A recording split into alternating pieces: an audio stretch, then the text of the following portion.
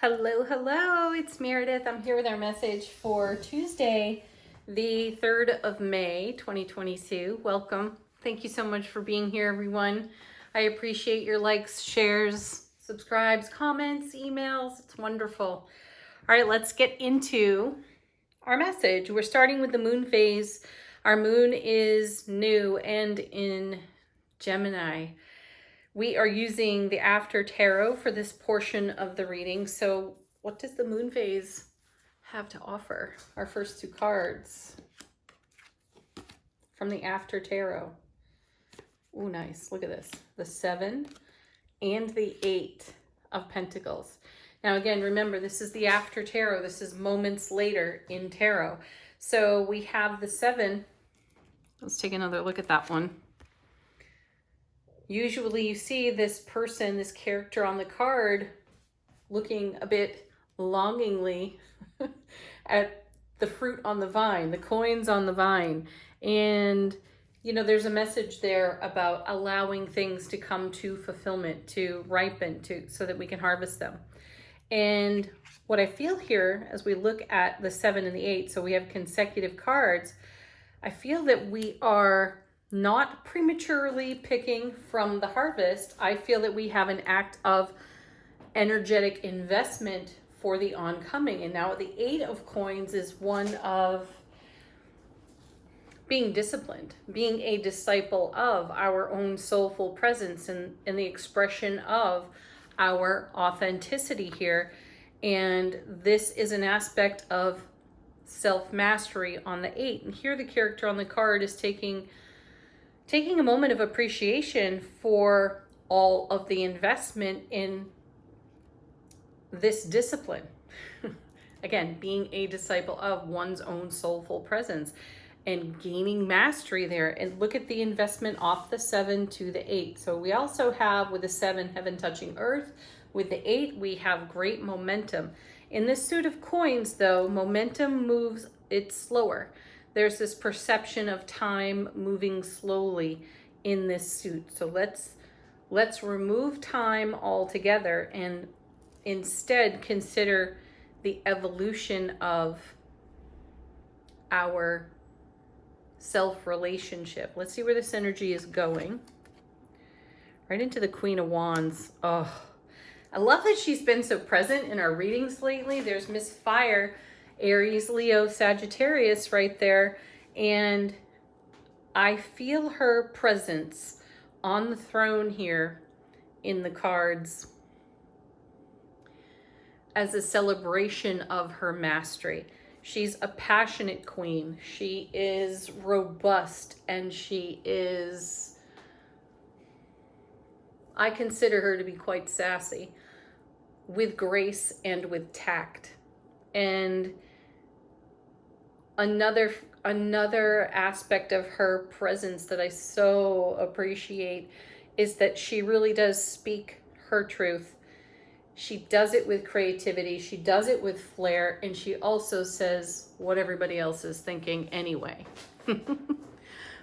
So when you look at the cards, you have the 7 and the 8. We're watching the momentum, we're watching energy flow here.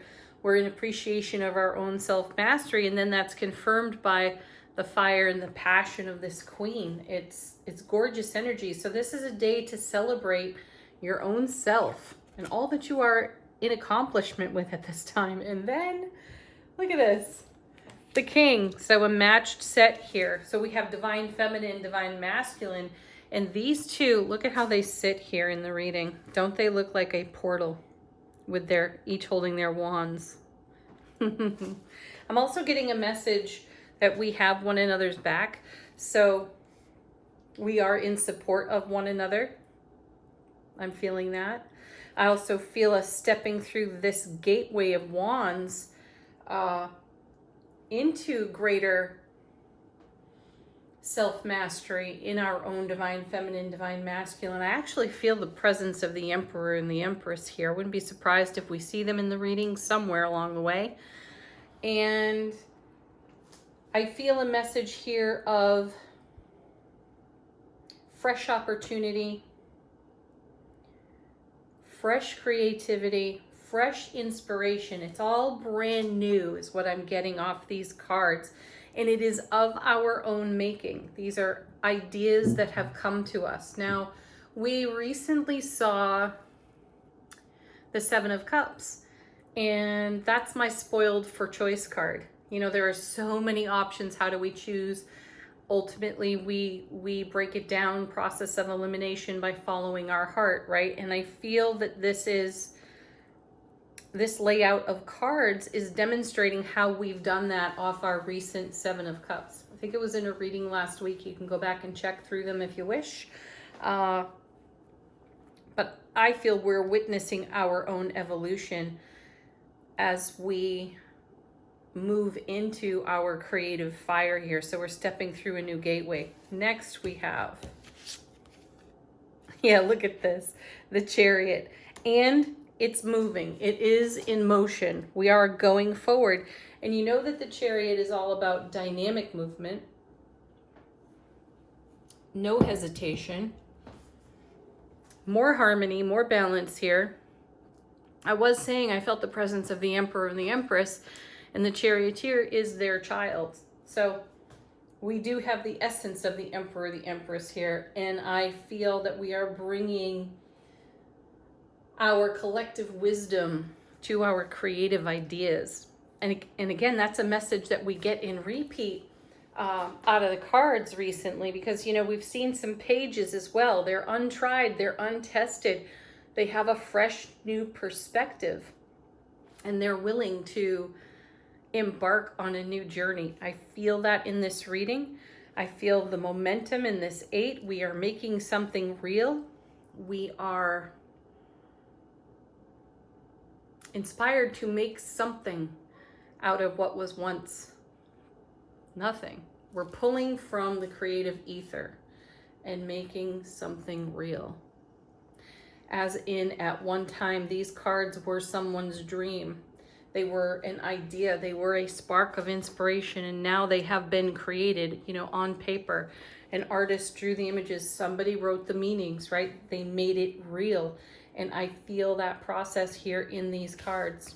Next. Yeah, look at this. And it's the Nine of Cups. Again, after tarot, this is all about how we share our bounty. So there's the Nine of Cups. Excuse me, the Ace of Cups to the power of 9. Wonderful abundance, wonderful, loving, blissful overflow. And I spoke on this card in one of the recent readings too, where it appears that a servant is bringing a plate of food to this character on the card. And what I feel, though, as I look at the image, is that this character in the Nine of Cups is sharing with this person. So it's all, you know, this energy that we find ourselves in with creative fire and passion, making something real, bringing heaven to earth, creates a bounty where we have more than enough to spare and share. Not only that, the way we are of service is helpful to other people. We did see helpful people come out of the Angel Answers cards.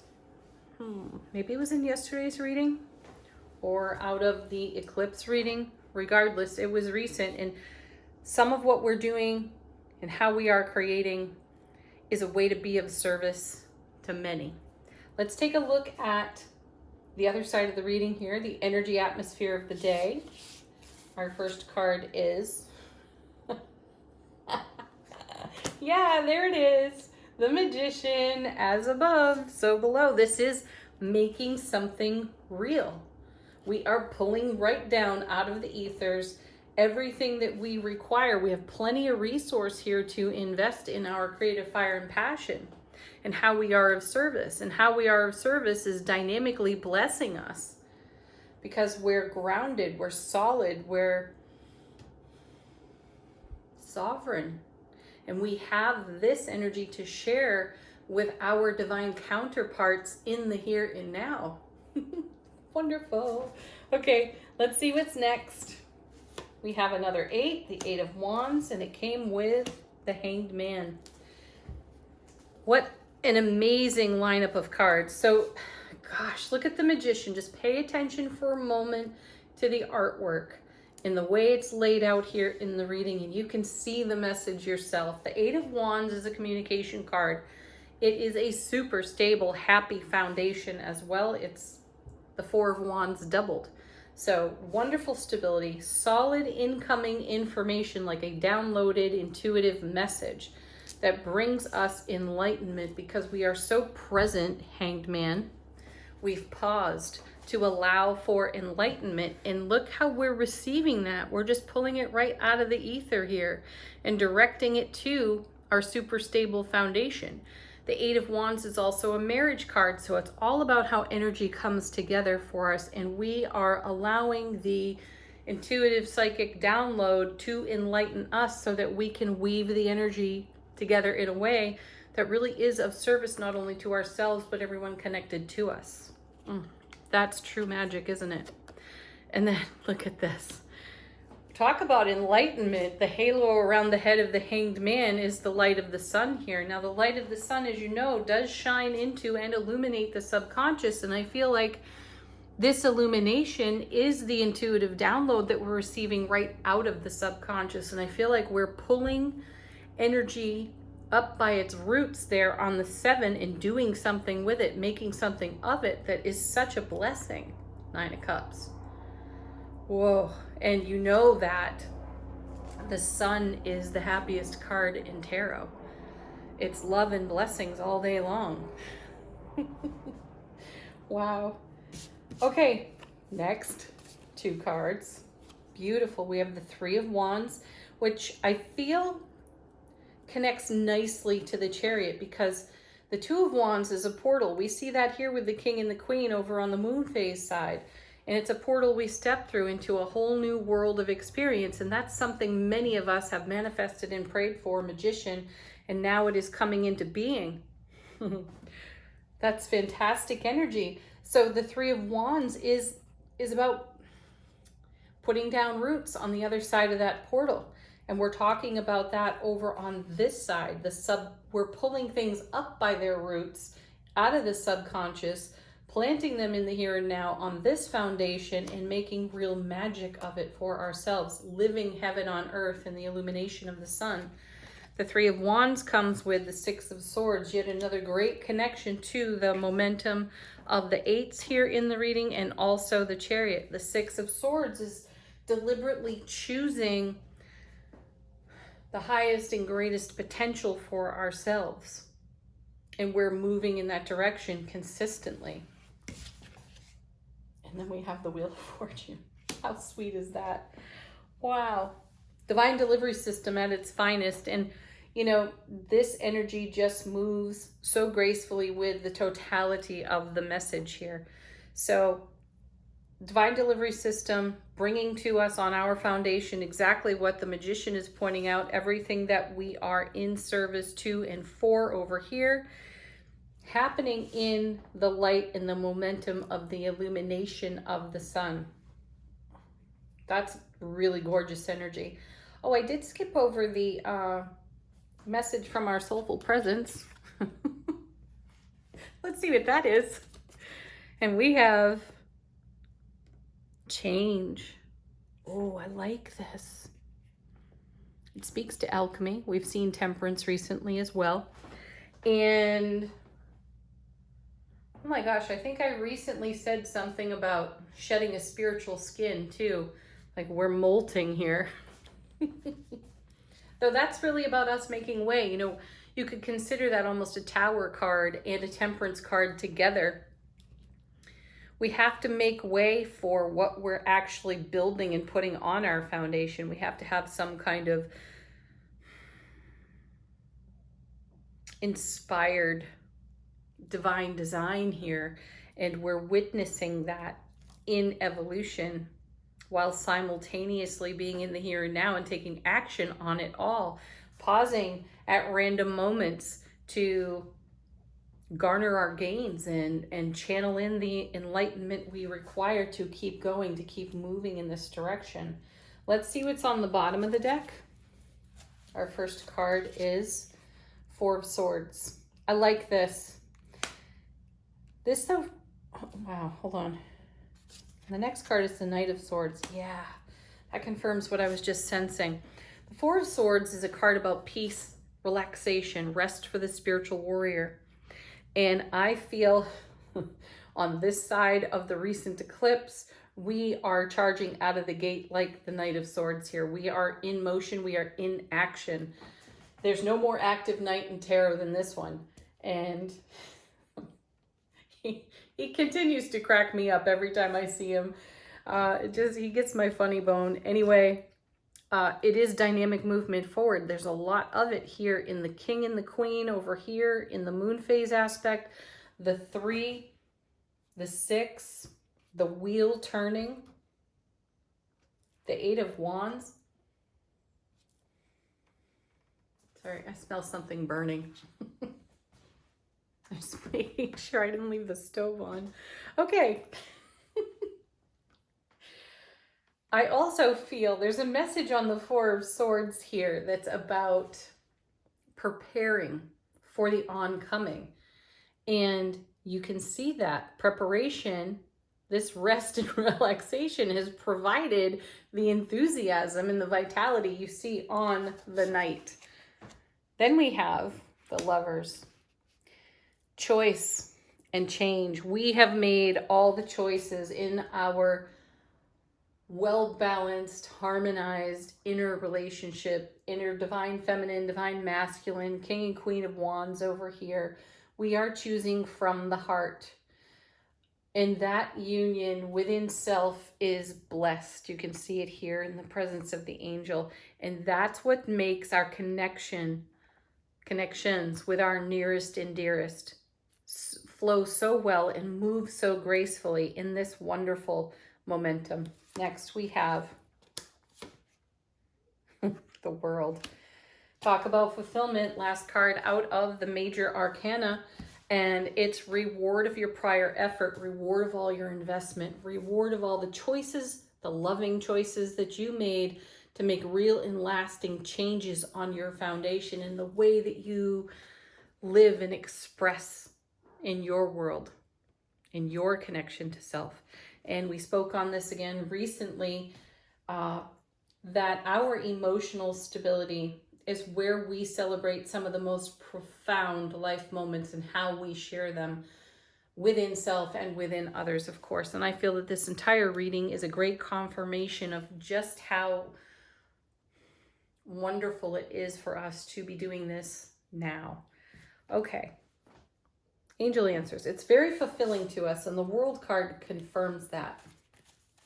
And that fulfillment is going to continue to build on itself and create even more momentum for even greater change. All right, allow Angel Answers to confirm something for you that's unique to you and perhaps even unrelated to this reading.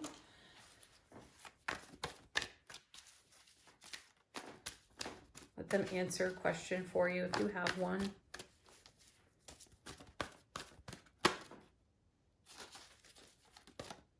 Our first card. Look for a sign. I'd say the reading itself is a sign, though some of you would like even more personalized, tailored to you signs. Ask for them and they will appear. And then our next card is big happy changes. You're watching that happen. You're watching your happiness make the big changes you've prayed for, manifested for, held in heart space.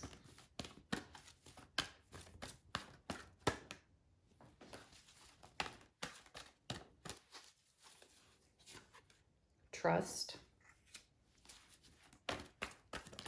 That I feel needs no explanation. This card, oh my goodness.